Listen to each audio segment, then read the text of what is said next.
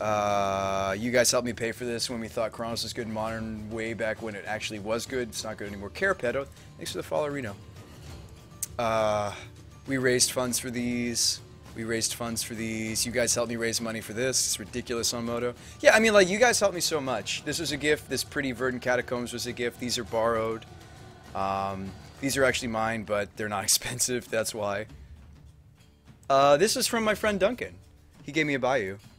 So yeah, I mean, like, if you guys are wondering, like, a lot of my decks honestly are hodgepodges of cards that you guys have either given to the stream or I'm borrowing from my sponsor, or they've been gifts. Like, a lot of the expensive cards. If you ever, like, this guy doesn't need any tickets, like, no, that's not true.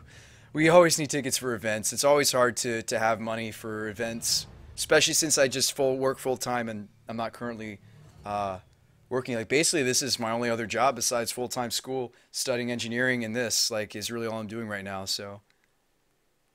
What's up, Mixon? I guess in closing, because some of you guys are here, in closing, is not a good song to close on. This is a good song to close on. It was coming up, I just skipped ahead to it. I think the playlist is really coming together. Okay, so the Wizard deck. That's probably what you guys are here to see and know. Frank Lepore got it from us, if you're wondering. It's true. I'm so glad that he picked it up, too. Like, out of all the people in the Magic community to pick up the Wizards deck, I'm really excited that it was Frank.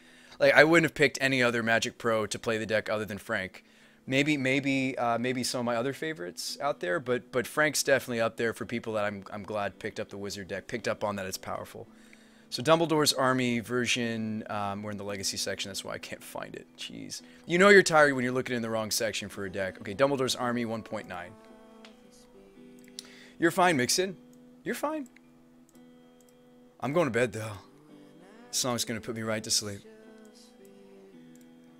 So why are we playing this instead of, I don't know, what's another deck that looks kind of like this? People compare it sometimes to Merfolk. Some people have compared our deck to Blue Moon.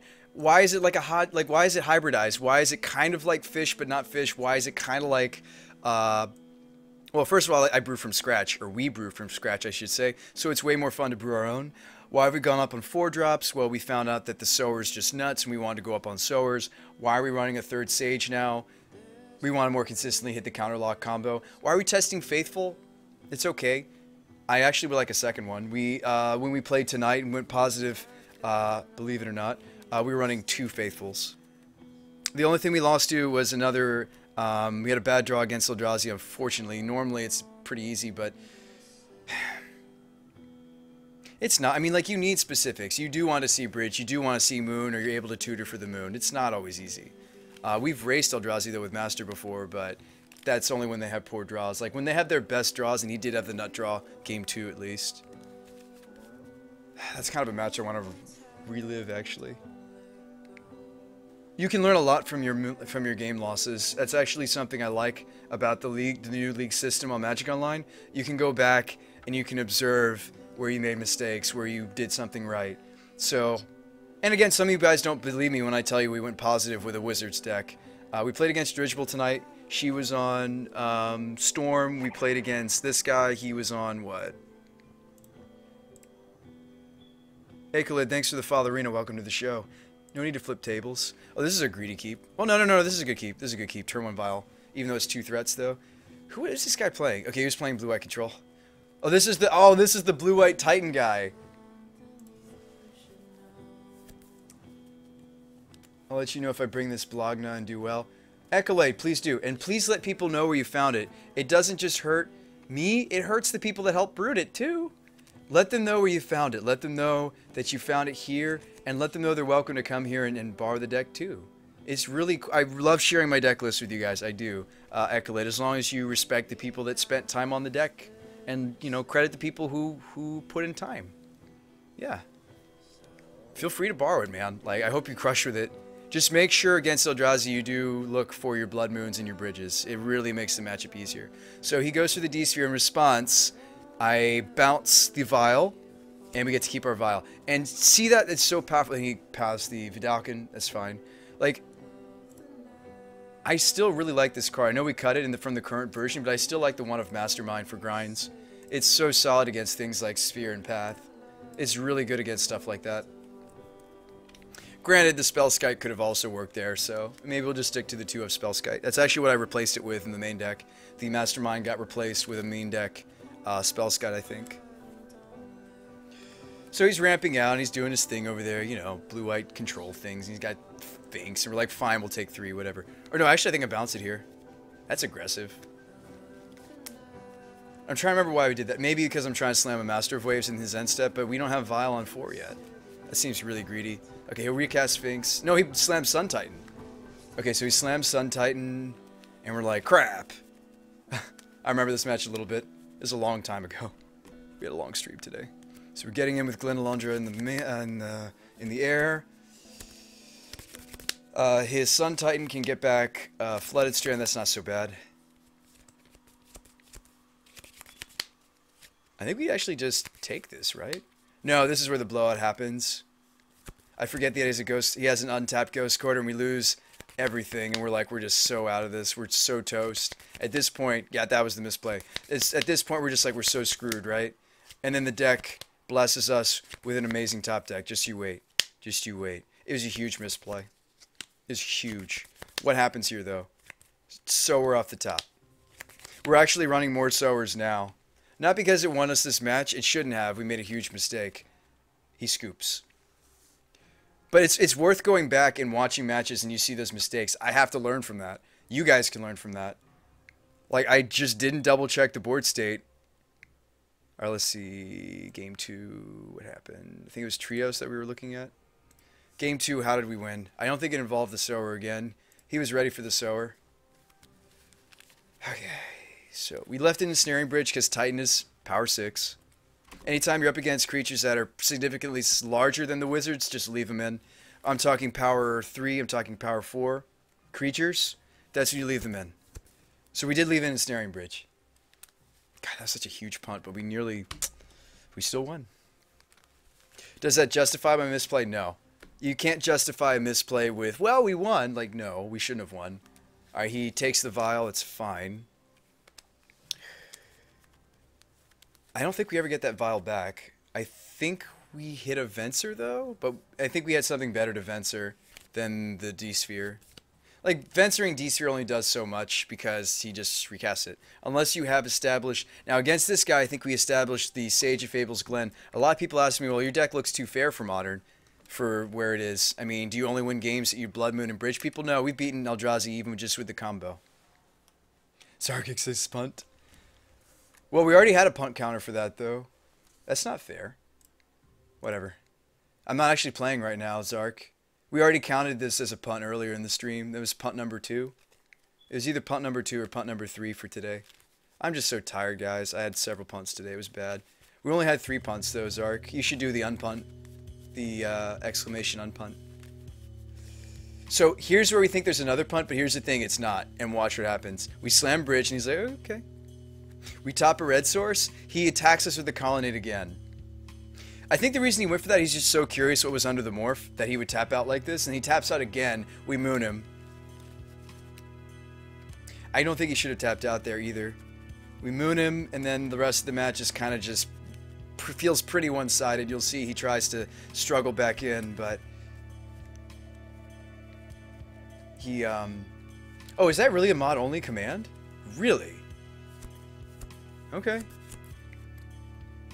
Anyway, he scoops to the Glen, but actually next turn we're going to slam Sage. Now, a lot of you guys are like, whoa, whoa, whoa, whoa, whoa, whoa, whoa. Your Wizards deck's also a combo deck? Yes, it is.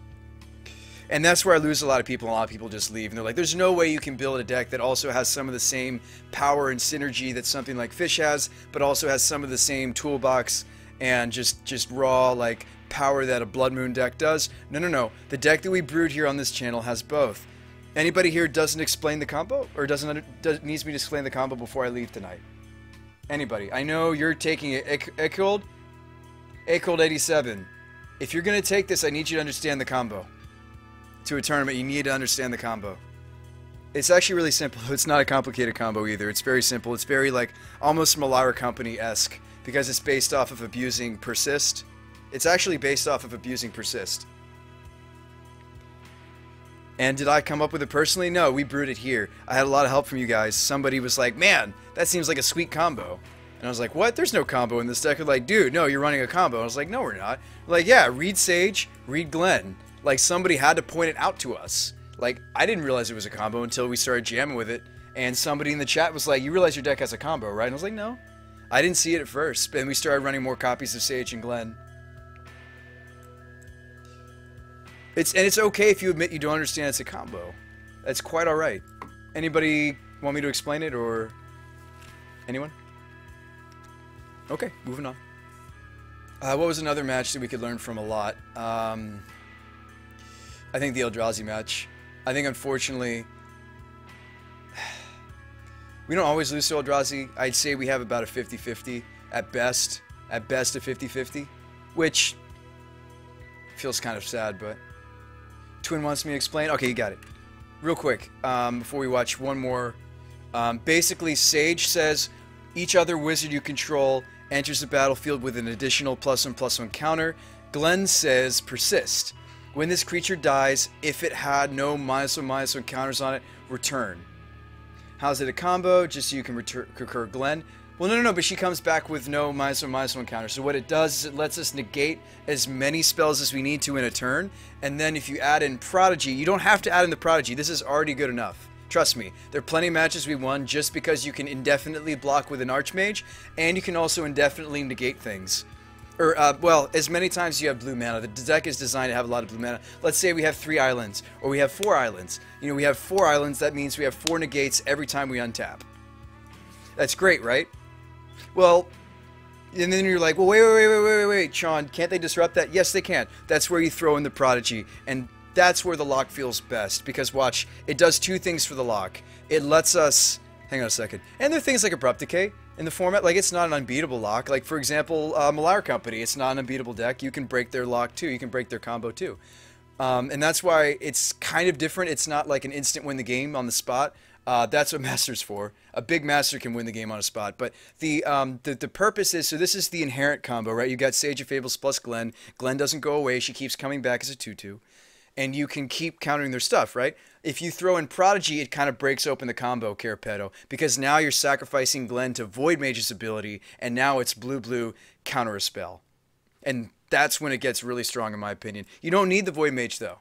You don't need the Void Mage for it to be a combo, but you add this in, all of a sudden you've got this. Maybe it's more fair for me to call it a synergy. Why don't we call it a synergy? Let's call it a synergy. Once you get the Prodigy into the combo, this synergy, it feels like a combo, though, because I can't remember the last time we lost a game where we had this on the table.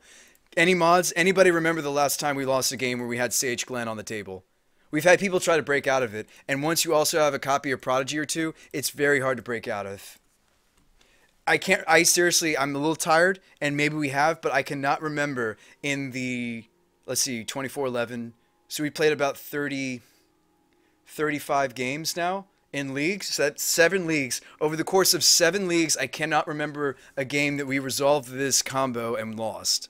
I can't. I'm not saying it might as well be a combo, because honestly, it's a synergy. I like calling it a combo, but it really and honestly is a synergy. I should maybe just call it a synergy. But I cannot remember losing a game, even against Eldrazi, that we resolved that. I cannot remember a game that we lost. Because against Eldrazi, at least you have the indefinite blocks. And if they don't have Cavernous Souls, you can just keep countering their threats. That sounds better. Twin says the synergy sounds better. Okay, well then from now on, I'll just call it a synergy. That's fair. Like, for example, if we were talking about, like, in the context of, I don't know, Legacy or Vintage, I certainly would just call it a synergy. It just feels so powerful. But let's also talk about the match we lost, for real. That was very sad. We did not see the things we needed. And I thought about for a while, after playing this match, I turned to the stream, I turned to you guys, and I said, do we need to add the 3rd bridge? Do we need to add another Blood Moon? Because it just felt so miserable. Not that we've always won against Eldrazi, not that we've always lost against Eldrazi. Honestly, it's about 50-50 during the course of these 7 leagues. It's been about 50-50. The Eldrazi that actually beats us more than the one you're about to see is Red-Green Eldrazi. That's because they run more natural resilience to Moon. But let's watch this real quick. It's important to also watch your game losses. You learn a lot more from your losses than you do your wins. So, let's see if there's anything I could have done differently. Honestly, I don't think there was, but we'll see. So he's playing blue-white Eldrazi. Now, have we seen